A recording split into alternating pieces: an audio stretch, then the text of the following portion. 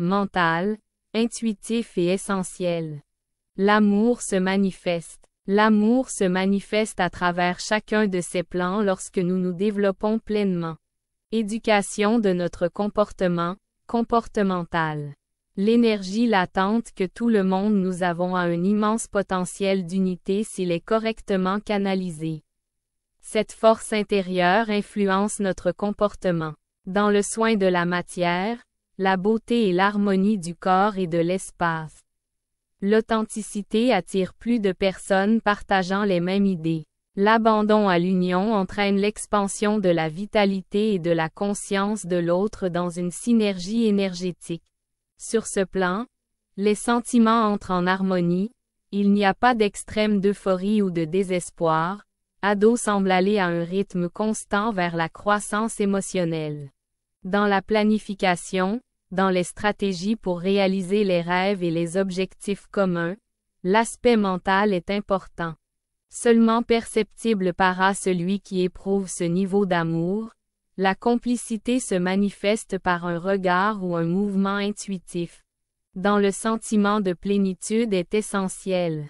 L'amour est en soi. L'expérimenter est la meilleure explication. En bref, il est important de prendre en compte ces points clés. Félicitations si vous vivez un tel amour. Peut-être que vous n'aimez pas ou que vous n'avez pas l'amour que vous méritez. Ce n'est pas le cas. Calmez-vous. Le véritable amour a tendance à se manifester à chaque niveau. La plus grande preuve d'amour est la volonté de se développer pleinement. Rappelez-vous, vous pouvez faire l'expérience de l'amour sur chacun des plans pendant le processus de développement. Votre opinion sur ce sujet me rendra heureux et cela me motivera à publier des vidéos plus souvent. Voulez-vous le partager? L'amour peut être bon, beau, douloureux ou étouffant. En fait, cela dépend de nos vies et il semble souvent que notre planète cesserait de tourner sans elle. Tout au long de notre vie, nous avons tendance à démystifier ce sentiment fastidieux. Nous apprenons sur les processus biologiques qui provoquent des réactions spécifiques, sur les influences culturelles qui changent nos pensées sur l'amour, et sur les processus psychologiques et physiologiques qui nous font tomber amoureux de quelqu'un. Et c'est ainsi que nous croyons que la vie expliquée par la science n'a plus de place pour le véritable amour. 1. Vous n'avez besoin que de 4 minutes pour déterminer si vous aimez quelqu'un ou non. Vous n'avez qu'environ 4 minutes pour logrer votre objectif si vous voulez faire bonne impression sur quelqu'un.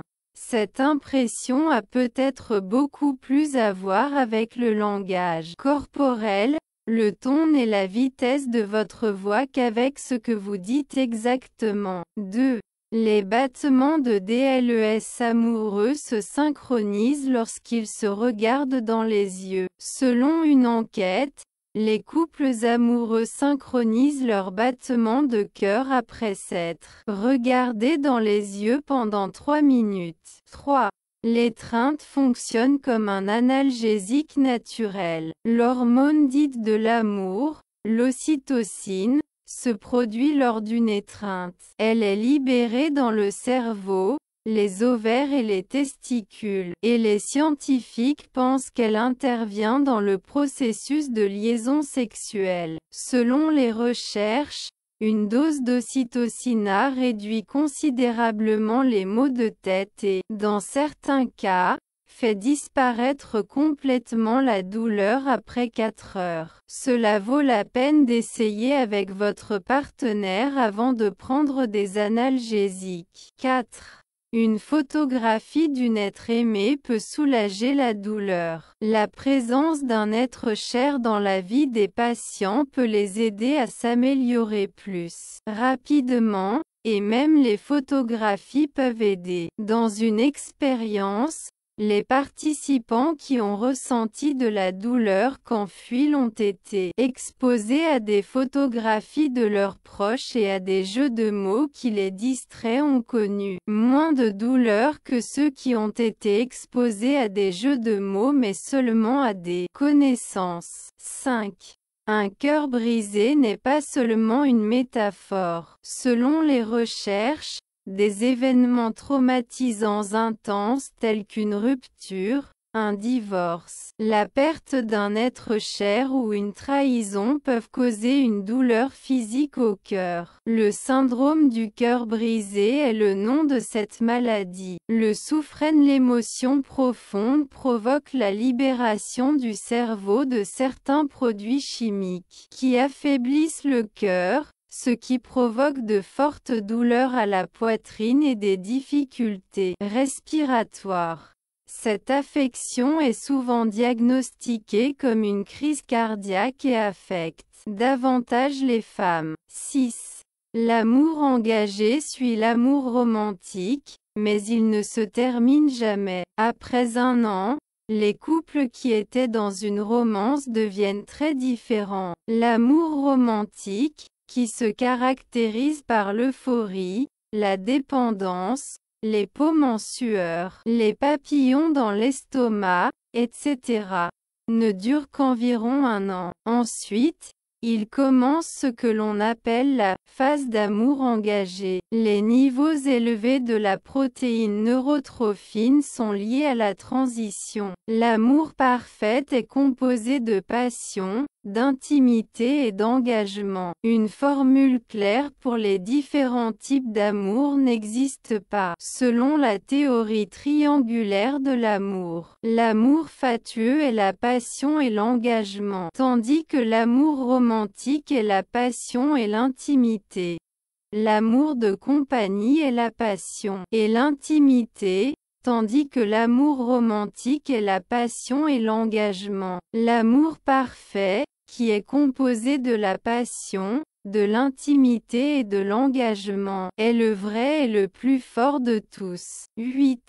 Prendre la main, DET quelqu'un que vous aimez pour soulager la douleur et le stress. Les couples qui ont des liens profonds et forts peuvent se calmer mutuellement dans des situations stressantes ou simplement en se tenant la main, tout comme les câlins. 9.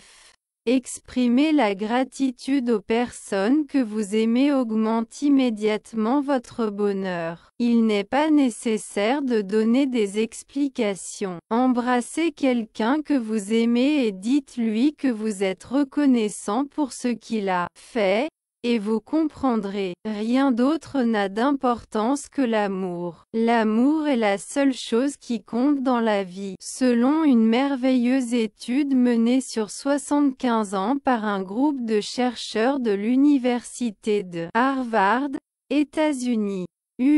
Les expériences de vie des participants ont révélé que l'amour ou simplement la recherche de l'amour était au centre de son bonheur et de la réalisation de ses objectifs personnels. L'amour peut se manifester de diverses manières, positives, belles, douloureuses, oppressives. C'est un fait que nos vies sont conditionnées par lui, et à de nombreuses reprises, cela donne l'impression que notre planète cesserait sa rotation sans sa présence. Tout au long de notre vie, nous avons tendance à démêler ce beau sentiment. Nous acquérons des connaissances sur les processus biologiques qui génèrent des réactions concrètes, sur les influences culturelles qui modifient nos perceptions sur l'amour, et sur les processus psychologiques et physiologiques qui nous